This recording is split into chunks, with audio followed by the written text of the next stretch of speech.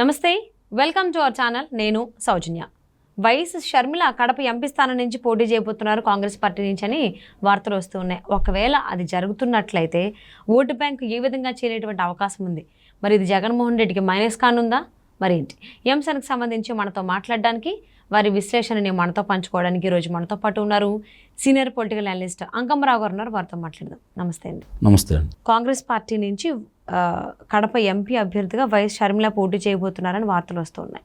ఒకవేళ ఆవిడ పోటీ చేస్తున్నట్లయితే అని వార్తలు వచ్చినప్పుడు ఐపాక్ సర్వే చేసిందంట. సో సర్వే చేసి ఆల్మోస్ట్ ఒక 10 నుంచి 15% ఓటు బ్యాంకు షర్మిలకి వెళ్ళేటువంటి అవకాశం ఉందని చెప్పేసి నా సర్వే రిపోర్ట్ సారాంశం అంట. అదే నిజమైతే ఇప్పుడు జగన్మోహన్ రెడ్డికి ఇది నెగిటివ్ కానుంది అసలు ఏంటి? నిస్సందేహంగా అండి. ఇప్పుడు వైఎస్ షర్మిల గారు కనుక కాంగ్రెస్ పార్టీ తరఫున నుంచి అక్కడ లోక్సభ బరిలో కనుక నిలబడితే మీరన్నట్టు 10 నుంచి 15% ఓట్లు తప్పకుండా వస్తాయి. కాకపోతే ఇందుట్లో వ్యతిరేకంగా ఉన్న ఓట్లు, వైఎస్ రాజశేఖర రెడ్డి గారు వీరాభిమానుకున్న ఓట్లు, వైఎస్ఆర్సీపీ పార్టీకి అనుకూలంగా ఉన్న ఓట్లు ఆమె కనుక తెలుసుకోగలిగితే దాని ప్రభావం చాలా విస్పష్టంగా ఉంటుంది. అలా కాకుండా వైఎస్ జగన్మోహన్ రెడ్డి గారిని వ్యతిరేకించేవాళ్ళు కొంతమంది తెలుగుదేశం పార్టీ కూటమికి ఓటేయాలనుకున్న వాళ్ళు ఓట్లు కనుక చీల్చుకుంటే దానివల్ల ఎంతో కొంత నష్టం అనేది తెలుగుదేశం పార్టీకి కూడా జరిగింది. ఇక్కడ ఒకటి మాత్రం చాలా స్పష్టం, వైఎస్ షర్మిల గారు లోక్సభ పరిధిలో కనుక ఉంటే అవినాష్ రెడ్డి గారి ఓటమి అనేది స్పష్టంగా తేలిపోతుంది. అందుట్లో ఎలాంటి సందేహం కూడా లేదు. ఆ 7 నియోజకవర్గాల మీద ఆమె ప్రభావం కనపడుతుంది. ఇప్పటికే అక్కడ వ్యతిరేక పరిణామాలు భారీగా వీస్తున్నాయి. కడపలో గతంలో 10 స్థానాలు వాళ్ళకి వచ్చినాయి. కాబట్టి ఈ తడవ ఆ పరిస్థితి కనపట్టలేదు వాళ్ళకి. అంటే 1-2 స్థానాలు కూడా వాళ్ళు గెలుచుకుంటారా లేదా అనే ధర్మ సందేహం కూడా ఉంది. ఇప్పుడు దానివల్ల షర్మిల గారి ప్రభావం చాలా తీవ్రంగా ఉండబోతుంది. అంటే ఆమె చీల్చుకునే ఓట్ల వల్ల వీళ్ళ ఓటమిలో ఆధిక్యత ఇంకా పెరిగేలాగా ఉంది.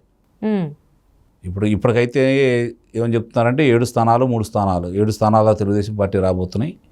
కొంచెం కష్టపడితే అది బటాబొటీగా 3 స్థానాలలో బయటపడవచ్చు అని చెప్పి ఇప్పుడు దాకా భావిస్తూ ఉన్నారు.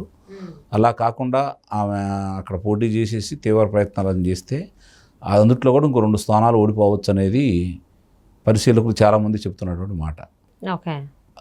ఇప్పుడు అంటే మనం చెప్తే నమ్మరేమో, సహజంగానే ఏమనుకుంటారంటే కావాలని చెప్తున్నారు, జగన్మోహన్ రెడ్డి గారు ఓడిపోవటం ఏంటి, లేకపోతే కడపలో ఆయనకి తక్కువ స్థానాలు రావటం ఏంటి అని చెప్పని ప్రచారం కూడా చేయొచ్చు.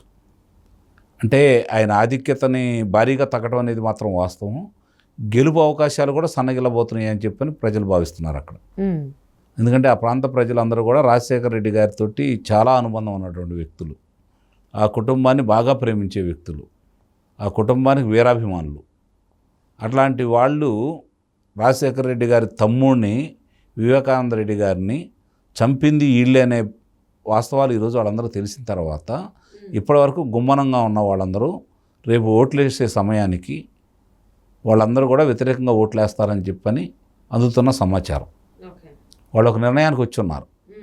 అందుట్లో ఎలాంటి సందేహం కూడా ఏం లేదు. అధికార మార్పిడి జరగాలి, జగన్మోహన్ రెడ్డి గారిని ఇంటికి పంపించాలని చెప్పని తీవ్రమైన నిర్ణయాలు తీసుకొని ఉన్నారు వాళ్ళు. కాబట్టి ఇప్పుడు ప్రజల అభిప్రాయాన్ని కనుక పరిగణలోకి తీసుకున్నా కూడా అక్కడ 3 అంశాలు పరిగణలోకి తీసుకుంటా ఉన్నారు. ఒకటి, చంద్రబాబు నాయుడు గారి సమయంలో తెలుగుదేశం పార్టీ అధికారంలో ఉండక ముఖ్యంగా రైతులకి ఊరట లభించింది, వారికి నీరు అందిని పులివెందలకు కూడా. మరి నువ్వు అధికారంలో వచ్చిన తర్వాత నువ్వేం చేసావు, ఎందుకు నీళ్ళు అందట్లేదు?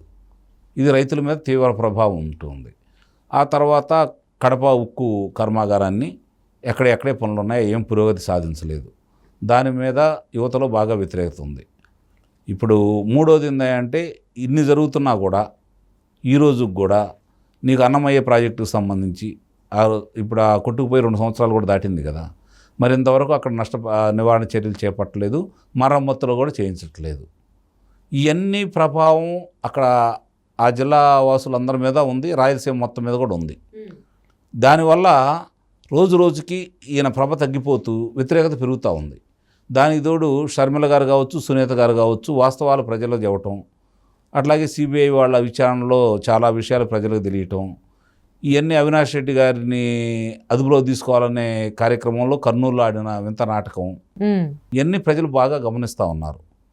అంటే మనం అనుకున్నది వేరు, జరుగుతుంది వేరు. వాళ్ళ ఆధిపత్యం కోసం అడ్డమైతే బాబాయ్ గారిని ఇలా చేశారు కాబట్టి రేపు పొద్దున మనమెంత ఆలోచనలో ప్రజల్లోకి వచ్చిందని చెప్పని మనకు అందుతున్న సమాచారం.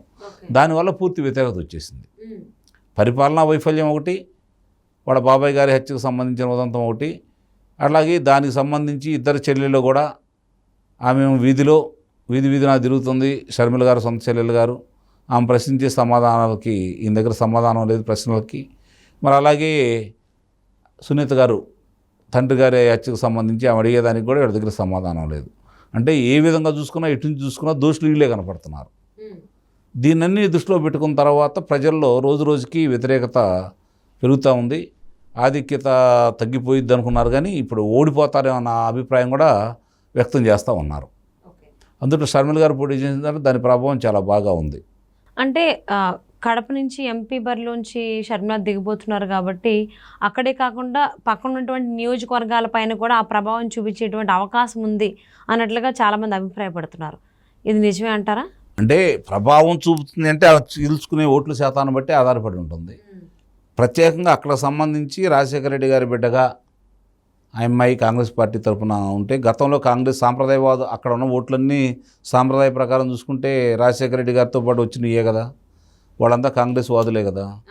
ఈరోజు రాజశేఖర రెడ్డి గారికి అన్యాయం జరిగింది, రాజశేఖర రెడ్డి గారి కుటుంబానికి అన్యాయం జరిగిందనే కదా రాజశేఖర రెడ్డి గారి అబ్బాయితోటి వాళ్ళు కలిసి ఉంటుంది. కాదు, రాజశేఖర రెడ్డి గారి కొడుకే రాజశేఖర రెడ్డి గారి కుటుంబానికి అన్యాయం చేశాడని వాళ్ళు ఫీల్ అయిన తర్వాత వాళ్ళు ఎందుకు అనుకూలంగా ఉంటారు? వాళ్ళ ఆలోచన మొదలైంది అది. కాబట్టి ఇప్పుడు ఈరోజు రాజశేఖర రెడ్డి గారికి సంబంధించిన వరకు కుటుంబ సభ్యులు ఎవరున్నారు? జగన్మోహన్ రెడ్డి గారు, చెల్లెలు గారు తప్ప మిగిలిన కుటుంబ సభ్యులందరూ ఏమైపోయారు? భార్య గారు ఎక్కడున్నారు? కుమార్తె ఎక్కడుంది? తమ్ముడు కుమార్తె ఎక్కడుంది? ఆయన అనుచరులు ఎక్కడున్నారు? ఇవన్నీ ప్రజలు బేరీజు వేసుకుంటారు అక్కడ. వీళ్ళందరూ కనపట్లేదు కాబట్టి ఇది రాజశేఖర రెడ్డి గారి పార్టీ కాదనుకుంటారు వాళ్ళు. రాజశేఖర రెడ్డి గారి కోసం పుట్టిందని అనుకోవట్లేదు వాళ్ళు. ఇవన్నీ కూడా ప్రజలు గమనిస్తూనే ఉన్నారు, ఒక ఆలోచనకు వచ్చి ఉన్నారు. గెలుపు ఓటముల తర్వాత తీసి పక్కన పడేస్తే ఈ పరిణామాలన్నిటికీ మూలాధారం ఇక్కడే ఉంది, కారకులు వీళ్ళే అయ్యి ఉండొచ్చు. కాబట్టి ఈరోజు సిబిఐ వాళ్ళు చెప్పింది నిజమే, విచారణలో కూడా అదే తేలింది కదా. ఇవన్నీ చాలా స్పష్టంగా ఈరోజు ప్రజలందరూ కూడా ఆలోచించుకుంటున్నారు. సో అంటే కడప ఎంపీ స్థానం నుంచి వై షర్మిల పోటీ చేయబోతున్నారనే దాని తర్వాత ఐపాక్ చేసిన సర్వేలో కూడా ఆల్మోస్ట్ 15% వరకు తను చేజిక్కించుకునే అవకాశం ఉందన్నట్లుగా వార్తలు వచ్చాయి. మీకు ఇంకో ఉదంతం కూడా దృష్టిలో పెట్టుకోవాలి. 2023 ఫిబ్రవరిలో జరిగిన శాసనమండలి ఎన్నికలు కూడా మీరు పరిగణలో తీసుకుంటా ఉంటే సొంత నియోజకవర్గం పులివెందులలో కూడా ఆయనకి ఆధిక్యత తెలుగుదేశం పార్టీ వాళ్ళకి వచ్చింది. పులివెందుల నియోజకవర్గంలో కూడా ఆధిక్యత తెలుగుదేశం పార్టీ వాళ్ళకి వచ్చింది. అంటే దీన్ని బట్టి అర్థం చేసుకోవాలి కదా వ్యతిరేకత ఏ స్థాయిలో ఉందనేది. సో ఈవెన్ వాళ్ళకి అర్థమైపోయింది, ఇంకొంచెం పెరిగింది ఇప్పుడు. అవును. సో ఈ రెగ్యులర్గా ప్రతిదానికి అభ్యర్థి పైన, అంటే వాళ్ళ సొంత పార్టీకి సంబంధించి అభ్యర్థుల పైన ఐపాక్ సర్వే నిర్వహించడం జరిగింది. ఇప్పుడు వైఎస్ షర్మిల పోటీ చేయబోతున్నారు ఎంపీ స్థానం నుంచి అనేసరికి ఈవిడ మీద కూడా సర్వే చేశారు. సో అది ఆల్మోస్ట్ జగన్మోహన్ రెడ్డికి డ్యామేజే అన్నట్టుగా రిపోర్ట్ వచ్చిందన్నట్టుగా వార్తలు వస్తున్నాయి. మరి చూద్దాం రాబోయేటువంటి రోజుల్లో కడప ఎంపీ స్థానం నుంచి ఏ విధంగా ఏం జరగబోతోంది అని. And thank you so much for spending your valuable time with us, అంగమరావు గారు. Thank you.